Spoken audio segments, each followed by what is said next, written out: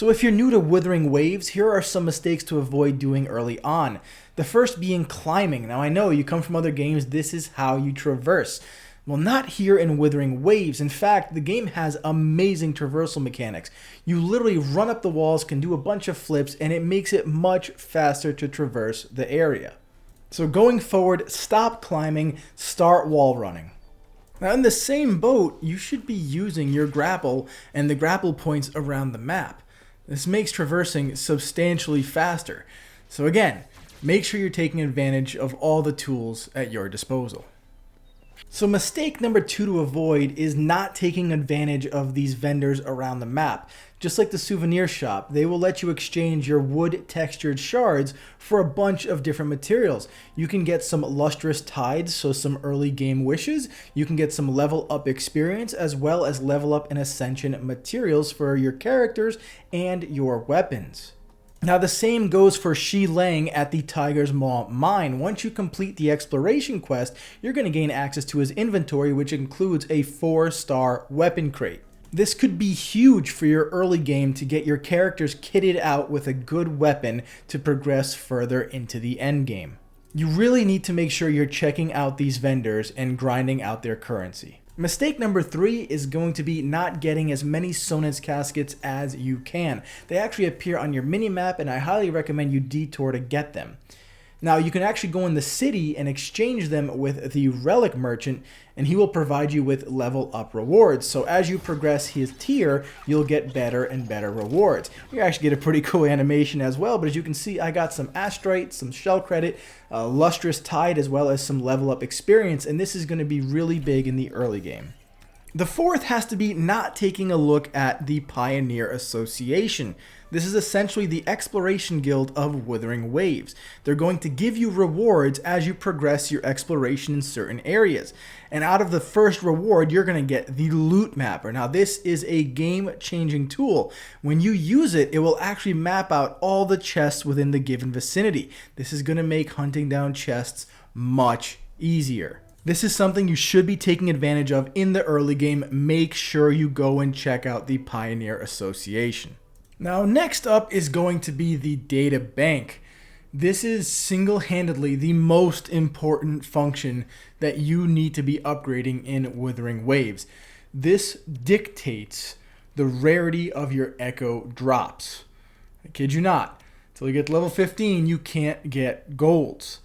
And until you get level 20, you're not going to get the higher percentages. So I would say you need to go into your echo gallery, and you're going to farm every single one of these echoes to the highest rarity you have unlocked. The sooner you level this, the better.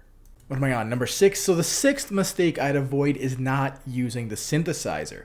If you don't know where it is, it's actually located right here. It's in Jinso, and it's right near that waypoint.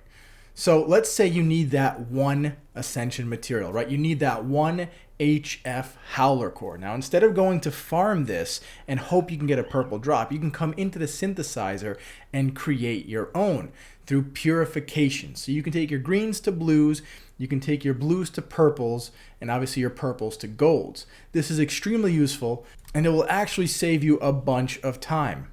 And just like that, I have the 3 HF Howler cores that I needed. It's as simple as that. Start synthesizing today. So as you can see, I am UL36. And for mistake number 7 to avoid, I would say don't do what I did here.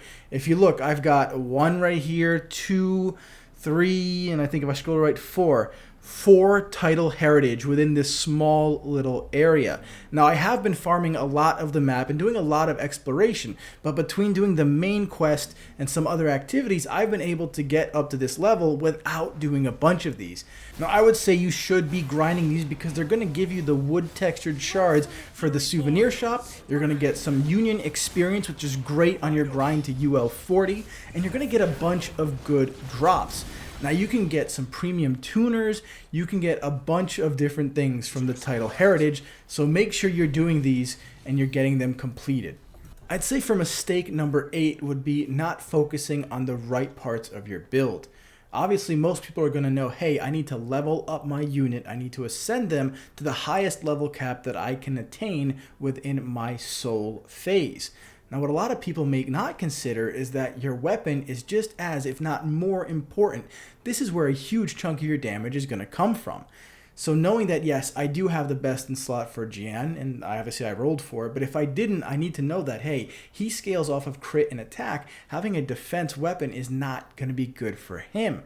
Now, if I didn't have his best in slot, I'd probably end up rolling with the Helios Cleaver because it has attack and attack, and that would kind of hold me over. But there may even be some blues that have better stats. I mean, some are going to be worse, but like this Broadblade right here, it has energy regen, which for Jiyan is absolutely necessary. Now, I guess 8.5 or mistake number 9 is going to be your echoes. I see a lot of people assuming that higher rarity tier means more better, and that couldn't be further from the case. The stats matter a ton.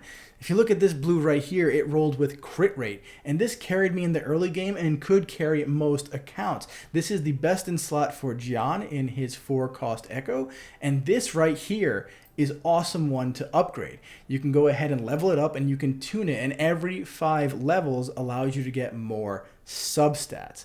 This is a piece that you really want to hold on to until you get a better one. Now, if I compare this to some of the purples that I've gotten, look, HP and attack, that is much worse of a piece for the substats. So switching from my blue to that purple, just because it's a higher rarity, is not a good idea. And obviously you want to take a look at the Echo skill, the 2 and 5 piece bonuses for the set, but you really want to make sure you're focusing on the main and substats. In my case, I have heavy attack damage, which is great for Jiyan, crit damage, resonance liberation damage, energy regen. Those were all great. The last piece, not so good. But outside of that, you need to make sure you really focus. Like, I needed crit rate. I still need crit rate, but I keep getting crit damage. Okay, let's focus on the right stats. These are things that you really need to consider, and I would argue that this is much more important than the rarity of your piece. The rarity is going to dictate how high and how much of a boost you get, but the actual substats will dictate the damage you do. So for mistake number 9 or 10, wherever we are, make sure you're leveling up your skill tree. Now, in my particular case, Jiyan loves Resonance Liberation. This is where 98% of his damage comes from, so I've leveled it as high as I can for the Resonator rank that I'm at. Now note, all of these nodes are individual and not dependent on the other. This attack node has nothing to do with his Resonance Liberation. Same with this crit rate node, though I'm probably going to be grabbing that next. So you really want to make sure that you're leveling up the nodes that your unit uses in battle. But it doesn't stop there. A lot of these higher nodes are going to need more scarce materials like the Monument Bell. The only way to get this drop is to get it from the Bell-born Tortoise. And like, okay, great, I'll go farm him. Well, you can only get 3 drops a week. Now, you can farm him as many times as you want for his Echo, but you can only actually collect his loot 3 times a week. So if you need 3 of these bells to unlock one of his nodes, or you have characters that require it, you're going to be in a world of hurt. But it's not just that. Maybe you need Scar, right? Maybe you need the Crownless. So now you have to pick and choose which material or which boss you're going to go after every week. You need to consider this when you're building your units. It's really important. You can always farm the other materials, but not those special drops.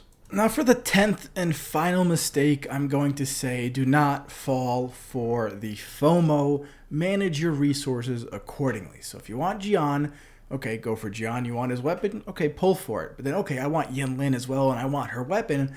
Well, you got to understand, there's a finite number of astrite and resources you're going to be able to get. Even if you use all your corals, you look at your title exchange, you're going to be low on astrite, just like me, all right? So you need to be smart about what you're doing.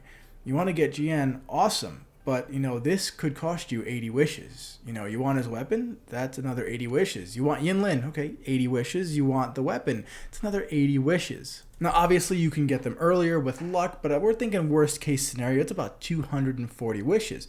Now, the weapon banners are guaranteed, great, but not the characters. So you could technically be at 160 at the absolute worst case. I'm not saying that's going to happen, but you could be at 160 wishes to get the character you want. Now, realistically, no one should have to go to 160 wishes to get the character they want. There's a lot of pity systems in the game, and I've never seen anyone that's gone to that. If you have, comment down below. I want to hear about it. But like, if I look at Yin, I wished on her banner. She was great for Yuanwu, but I ended up losing to Encore. And I've kind of stopped pulling at that point because I'm like, okay, I got my 5-star. I don't know if I want to keep pulling. Now on the Verdant Summit, I was able to get this early within 43 wishes, which was great. So yes, you may have some luck. And again, the game rewards people differently. That's why there's so many people re-rolling currently, etc. But for what I have to say, manage your Radiant Tide, manage your Forging Tides, be smart about it, choose the characters you want, don't just try to get everyone, manage your Lustrous Tides. The game gave us a ton of banners. They gave us a voucher to get a free 5-star. You had a select banner, a beginner banner. You should have some good units, so just be smart about how you're wishing. Oh, and here's an extra mistake to avoid. Make sure you're doing your dailies. That's an extra 60 astrite every day for doing a very menial task. Make sure you're doing this. And on that note, I'm going to wrap it up here. Thank you so much for watching. If you enjoyed or this guide helped you, consider dropping a thumbs up. A like really helps YouTube know that you're enjoying the content that I'm making. If you could, go ahead and comment down below. Did any of these tips stand out to you? Do you kind of already know all of this? Are you enjoying Wuthering Waves? Are you getting the units you want? I want to hear about it below. And as always, I am a new content creator, so if you wouldn't mind, please subscribe to the channel for updated content, and I'll see you on the next one.